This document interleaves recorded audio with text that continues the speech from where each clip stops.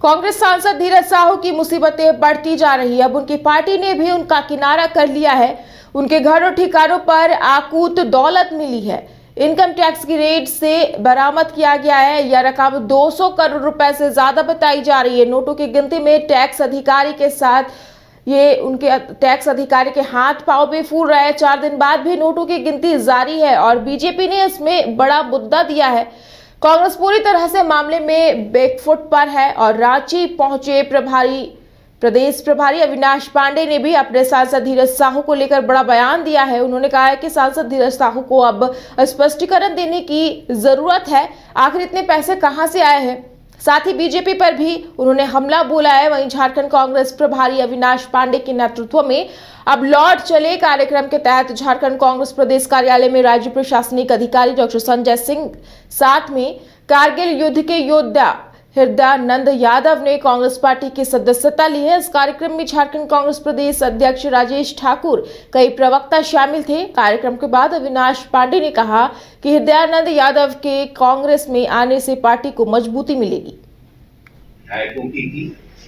मैं कुछ परिप्रेक्ष्य में उसका जवाब तो नहीं दूंगा, लेकिन आज दुर्भाग्य की बात है कि झारखंड में जिस दिन से ये सरकार भारी बहुमत वाली सरकार यहाँ पर स्थापित हुई है और जन सेवा और लोक सेवा में अपना समर्पण करते हुए सरकार कार्य कर रही है, लेकिन इसे विस्थापित और इसे कमजोर करने की साजिश और ऑपरेशन लोटस के नाम से पूरे देश लोकतांत्रिक चुनाव प्रणाली के माध्यम से चुनकर आई हुई सरकारों को अस्थिर करने का कार्य जो बीजेपी खुलेआम बिना किसी और बिना किसी डर, बिना किसी शर्म, बिना किसी संविधान की परवाह करते हुए प्रकाश कर रही है कि एक बहुत ही घिनौना काम राजनीति में वो कर रहे हैं। आने वाले दिनों में लोकतंत्र को कमजोर और लोकतंत्र और चुनाव प्रणाली से अगर इस देश की जनता का विश्वास उठ गया तो मैं इस चीज का मैं भयभीत महसूस करता हूँ कि इस देश के अंदर में एक प्रकार से आप अगर देखेंगे तो लोगों का अगर उसका विश्वास उठ जाएगा तो एक अनार्की। झारखंड बीजेपी के प्रदेश प्रभारी लक्ष्मीकांत वाजपेयी रांची पहुंचे। यहां पहुंचते ही उन्होंने कांग्रेस सांसद धीरज साहू को लेकर बयान दिया है। उन्होंने कहा है कि कांग्रेस का भ्रष्टाचार खुलकर सामने आ गया है और कांग्रेस के नेता अब मुंह छुपाए बैठे हैं। कांग्रेस केंद्रीय जांच एजेंसी पर आरोप लगाती रहती थी। अब धीरज साहू का पैसा सामने आने से कांग्रेस नेता खामोश हो गए हैं।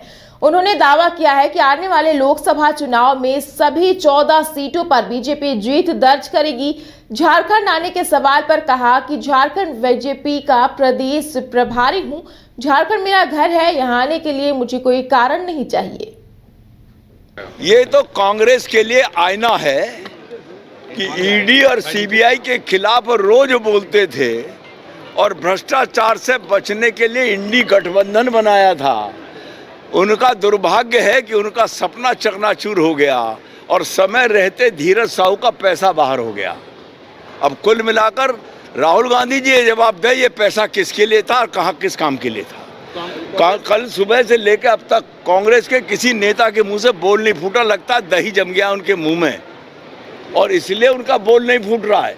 बताए तो सही ये पैसा कहाँ से आया और किस काम के लिए आया था, और आज नहीं तो कल जनता की अदालत में जवाब उनको देना होगा। कांग्रेस ने किनारा कर लिया है। उन्होंने कहा कि धीरज साहू जाने कहाँ से आया पैसा, जस्टिफाई करें। अगर कांग्रेस के किसी अधिकृत व्यक्ति ने ये कहा है तो ये मान लो कि वो कांग्रेस के नेताओं की पोल भी खोलेगा। मरता क्या न करता, उसके पास कोई चारा और नहीं होगा।